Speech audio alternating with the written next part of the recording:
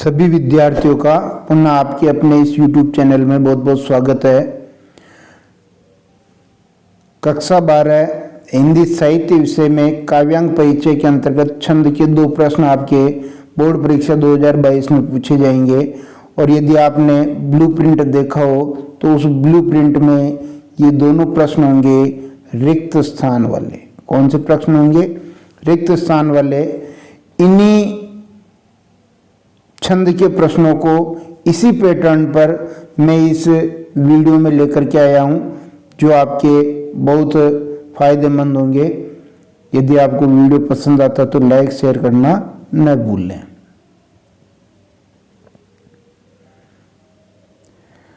साथ ही ये पीडीएफ भी मैं आपको उपलब्ध कराऊंगा कक्षा 12 के छंद की। तो इस पीडीएफ में छंद की सामान्य जानकारी के साथ साथ छंदों के प्रश्न देखेंगे जो नीचे दे रखे हैं, और इन सब के उत्तर YouTube चैनल पर मिल जाएंगे। हालांकि ये YouTube चैनल है, लेकिन मान लो फिर आपको ये पीडीएफ मिले और इसके उत्तर आपको नहीं मिले तो इसलिए लाइन मैंने पहले लिख दी है। किन किन प्रश्नों में किन किन छंदों के प्रश्न होंगे? दोहा, छोटा, चौपाई, गीतिका, रिगीतिका, छप्पे, कुंडलियां, द्रुत, विलंबित, वंशस्थ और सवैया और कवित छंद, और छंदों का सामान्य परिचय। इससे पहले यदि आपने छंद के मेरे नोट्स नहीं लिए हैं, 15 रुपये उसका शुल्क रखा था, तो वो ले लें, क्योंकि रिक्त स्थानों के लिए आपको गहनता से पढ़ाई करना बहुत जरूरी है। पहला प्रश्न देखेंगे, जो काव्य रचना यति, गति, गण, मात्रा आदि नियम में बंधी होती है उसे छंद कहते हैं। क्या कहते हैं? छंद। यदि गद्य की कसौटी व्याकरण है, गद्य की कसौटी कौन है? व्याकरण। बहुत अच्छा प्रश्न है ये। यदि गद्य की कसौटी व्याकरण है तो कविता की कसौटी छंद है।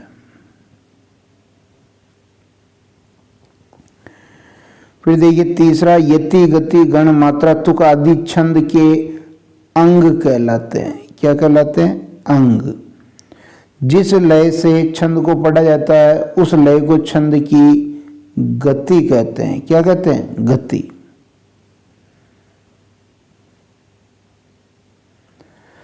छंद को पढ़ते समय गति को तोड़कर जिस स्थान पर कुछ देर के लिए रुका जाता है उसे यति कहते हैं। छंद के चरणों की अंतिम ध्वनि की समानता को तुक कहते हैं या तुकबंदी कहते हैं। छंद में वर्ण के उच्चारण में जो समय लगता है उसे मात्रा कहते हैं। उच्चारण में लगने वाला समय क्या कहलाता है? मात्रा। छंद में मात्रा 2 प्रकार की होती है। कितने प्रकार की? 2। और आपको पता होना चाहिए कि मात्रा हमेशा स्वर की लगती है। किसकी लगती है? स्वर की।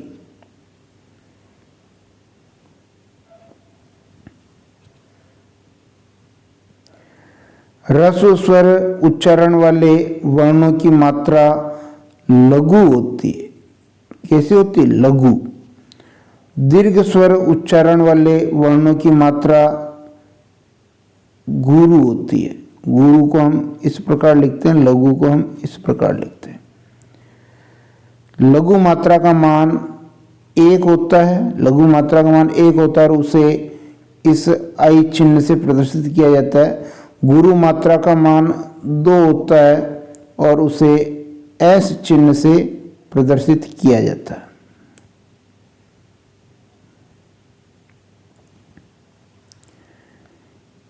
ईश्वर, यहां कुछ उदाहरण दिए गए। ईश्वर पर कौन सी मात्रा लगेगी? गुरु मात्रा।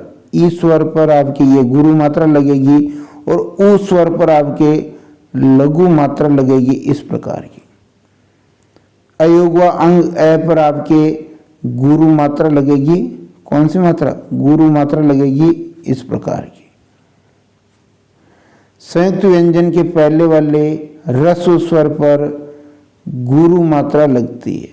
कौन सी मात्रा लगती है? गुरु, इस प्रकार की। आधे अक्षर के पहले ह्रस्व स्वर हो तो उस पर भी यही गुरु मात्रा यानी ये लगेगी, और हलंत वर्णों के पहले के ह्रस्व स्वर पर भी यही मात्रा लगेगी गुरु।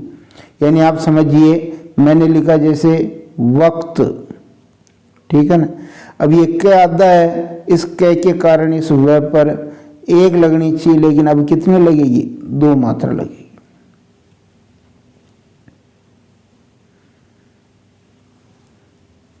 विज्ञान पर क्रमशः मात्रा लगानी, देखिए विज्ञान में एक आनी चाहिए, पर ये जो जी बनता है तो ये संयुक्त व्यंजन है, इसलिए विज्ञान पर एक न आकर के 2 आ जाएगी, ज्ञा आ स्वर आ रहा 2 एन, यानी गुरु गुरु और लघु। कर्म धारे पर मात्रा लगानी है, देखो क र आधा आ रहा तो क पे हो जाएगी 2, फिर मैं पे 1, धा पे 2, 1 1, यानी गुरु लघु गुरु लघु लघु।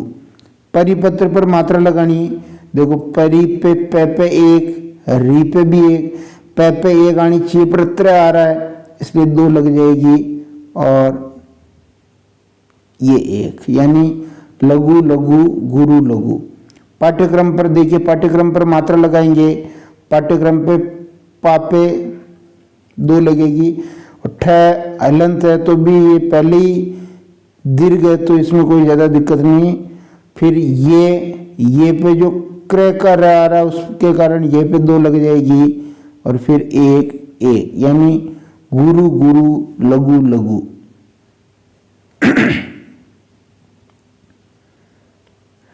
बाईसवां देखिए, अंतरिक्ष पर मात्रा लगानी। अंतरिक्ष पे देखो अनुस्वार है तो 2 1, और री के आगे क्या आ रहा था तो री पर 1 लगनी चाहिए, फिर 2 लग जाएगी, और क्ष। 3 वर्णों के समूह को गण कहते हैं, बहुत इंपॉर्टेंट है। 3 वर्णों के समूह को गण कहते हैं। गणों की संख्या कितनी, 8 है। जगण में क्रमशः मात्रा लगती है, देखो जगण का होता है जवान, जबान होती तो 1 2 1 मात्रा लगेगी। तगण में मात्रा लगी, तगण का होता ताराज, ताराज का मतलब 2 2 1 मात्रा लगेगी।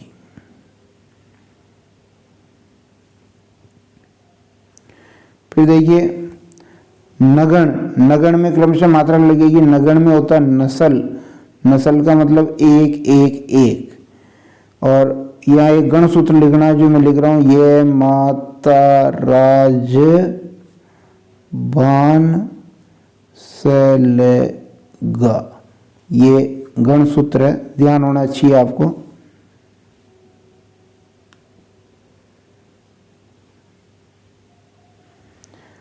करील शब्द किस गण का उदाहरण है, तो करील पे मात्रा लगाएंगे तो देखो 1 2 1, तो ये आ रहा जवान, ज इसका मतलब जगण हो गया है। किसका उदाहरण है, जगण का ये उदाहरण हो गया। फिर आगे देखेंगे तो छंद 3 प्रकार के होते हैं। 3 प्रकार के कौन कौन से, 3 प्रकार के हो गए आपके, एक तो मात्रिक, एक वर्णिक, एक मुक्त, ये 3 प्रकार हो गए। मात्रिक छंद में मात्रा की गणना की जाती है, वर्णिक छंद में वर्णों की गणना की जाती है। जिन छंदों में वर्ण और मात्राओं का बंधन नहीं होता उन्हें मुक्त छंद कहते हैं। मुक्त छंद का प्रवर्तक निराला को माना जाता है, सूर्यकांत त्रिपाठी निराला।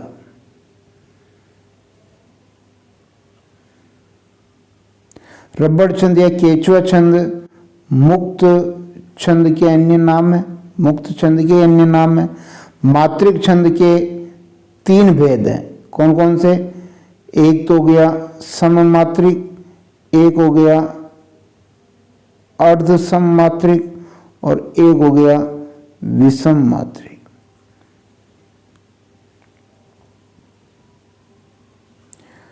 सममात्रिक छंद में, जो सममात्रिक छंद है उस सममात्रिक छंद में जितने भी चरण होते हैं, यानी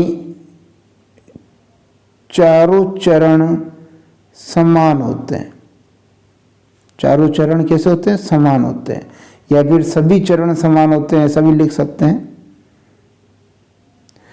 अर्धसम मात्रिक छंद में पहला और तीसरा चरण समान होता है, तथा दूसरा और चौथा चरण समान होता है। ये जो पहला और तीसरा है इसको हम कहते हैं विषम चरण, और दूसरा जो चौथा है इसको कहते हैं हम सम चरण। विषम मात्रिक छंद में मात्राएं, विषम मात्रिक छंद जो है इसमें मात्राएं असमान होती है।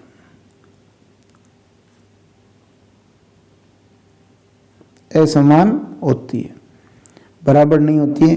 गीति का जो छंद है वो सम मात्रिक छंद है। गीति का छंद में बहुत इंपॉर्टेंट है, गीति का छंद में 14 व 12 मात्रा पर यति होती है और कुल 26 मात्रा होती है।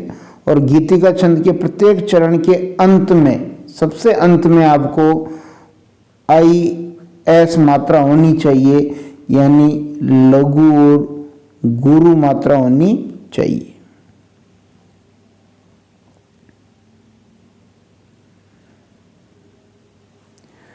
हरि गीति का जो छंद है वो आपके सम मात्रिक छंद है। ये भी हरि गीति का छंद सम मात्रिक छंद है।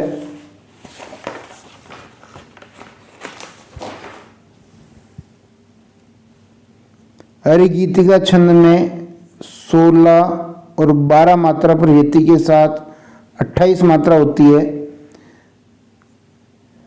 हरि गीति का छंद के प्रत्येक चरण के अंत में जो पहले उसमें गीतिका में आ रहा था वही, यानी आई एस मात्रा होनी चाहिए, यानी लघु और गुरु मात्रा होनी चाहिए। गीतिका छंद के प्रारंभ में 2 मात्रा जोड़ दे तो हरि गीतिका बन जाता है, ये भी बहुत इंपॉर्टेंट है। छप्पय छंद में 6 चरण होते हैं।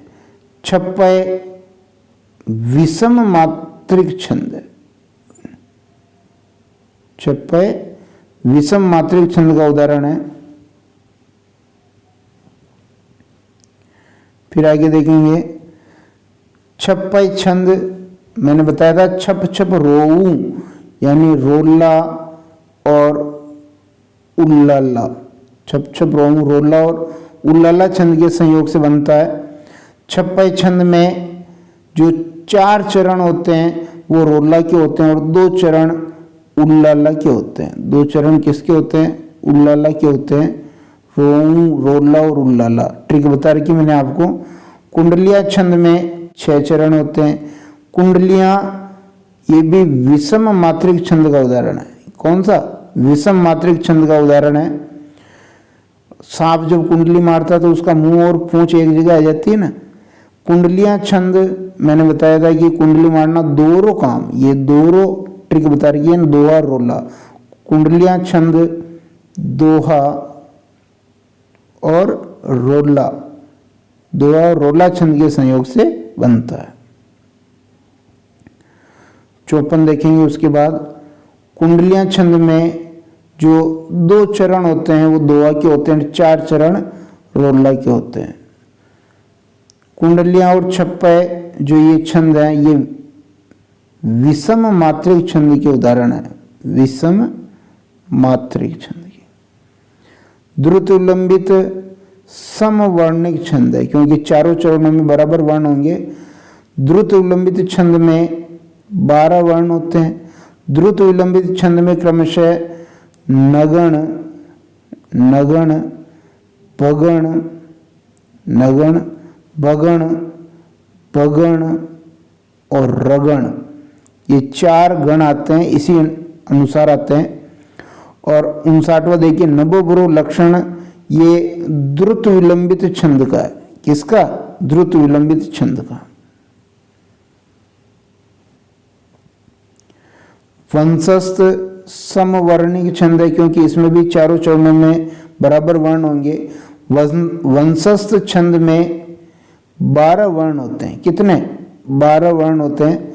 वंशस्थ छंद में क्रमशः अब जो गण आएगी इसमें जगण, तगण, जगण और रगण, ये 4 गण इसमें होते हैं। और जतव जरो जो लक्षण है ये वंशस्थ छंद का लक्षण है।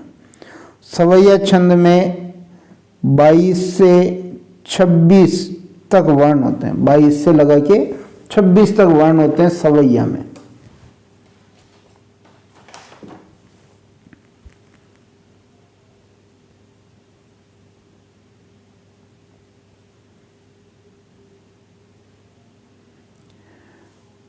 पैंसठवां देखिए, कवित छंद में 31 से 33 तक वर्ण होते हैं। रोला छंद के प्रत्येक चरण में, रोला छंद का जो प्रत्येक चरण है उसमें आपको मात्रा मिलेगी 11 और 13 मात्रा पर यति के साथ कुल 24 मात्रा होती है। और उल्लाला छंद के विषम चरण में, उल्लाला छंद जो है उसके विषम चरण में 15 मात्रा होती है और सम चरण में 13 मात्रा होती है। ठीक है, क्योंकि ये भी आपका अर्ध सममात्रिक छंद है, रोला सममात्रिक छंद है।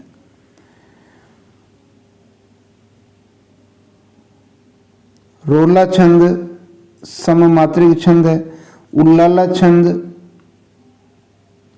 अर्ध सममात्रिक छंद है, कुंडलिया छंद ये आगे आपके विषम मात्रिक छंद है। दोहा छंद के विषम चरणों में, दोहा जो छंद है उसके विषम चरणों में 13 मात्राएं और सम चरणों में 11 मात्राएं होती है। और ये 72वां भी सेम है, इसमें विषम चरण की जगह पहला और तीसरा लिख दिया, तो इसमें भी 13 मात्राएं और सम चरण की जगह दूसरा और चौथा लिख दिया, 11 मात्राएं होती है।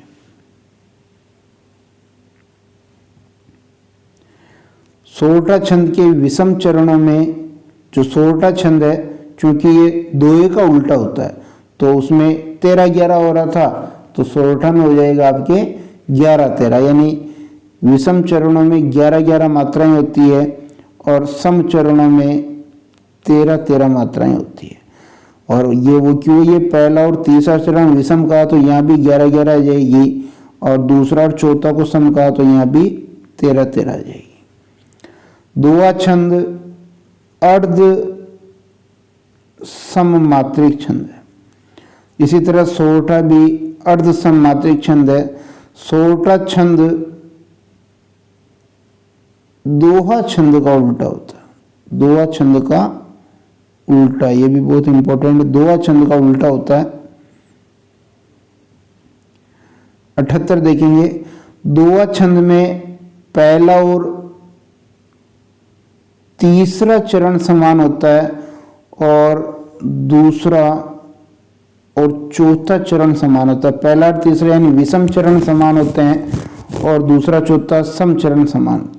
सोरठा में भी पहला और ये कही आ जाएगा तीसरा चरण समान होता है और दूसरा और चौथा चरण समान होता है। चौपाई छंद सममात्रिक छंद है, सममात्रिक छंद है। चौपाई छंद के चारों चरण समान होते हैं तथा प्रत्येक चरण में 16 मात्राएं होती है। प्रत्येक चरण में कितनी मात्राएं होती? 16 मात्राएं होती है। कवित छंद एक वर्णिक दंडक छंद है। इसी प्रकार सवैया छंद एक वर्णिक, ये भी एक दंडक छंद है। और 31 वर्ण वाला कवित कौन सा कवित कहलाता है? इसको आपको लिखना है, घनाक्षरी कवित कहलाता है या फिर मन हरण, या तो घनाक्षरी या मन हरण।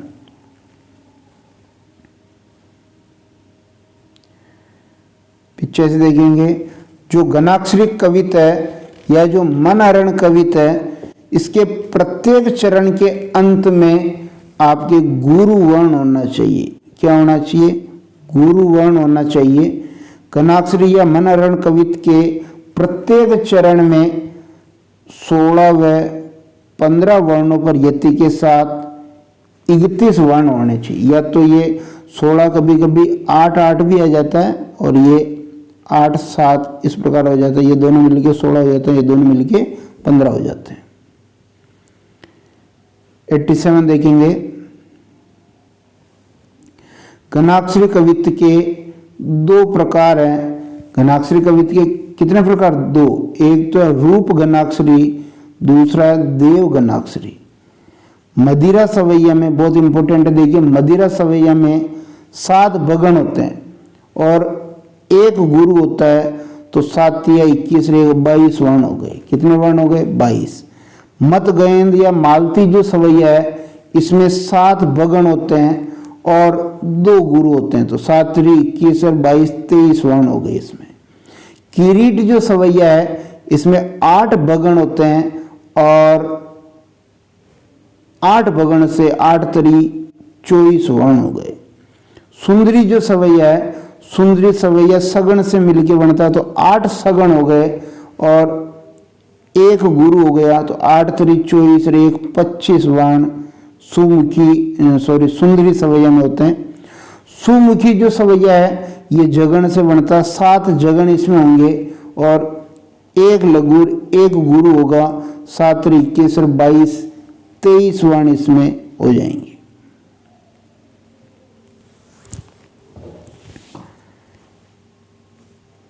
(93) देखें फिर।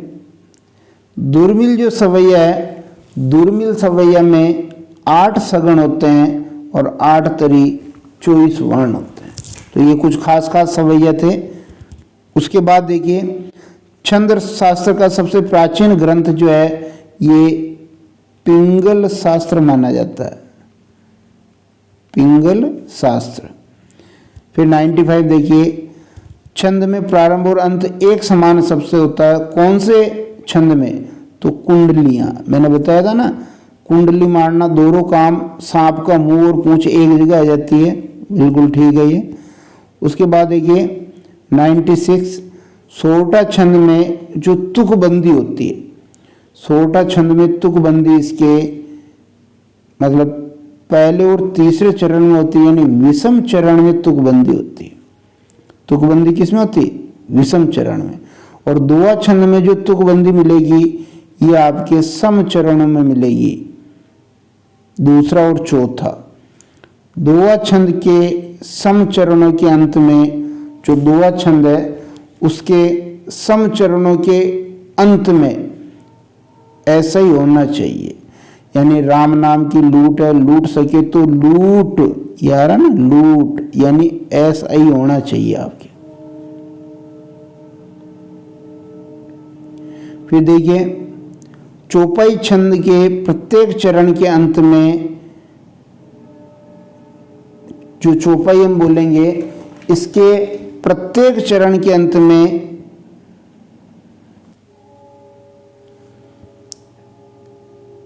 एस आई यानी गुरु और लघु।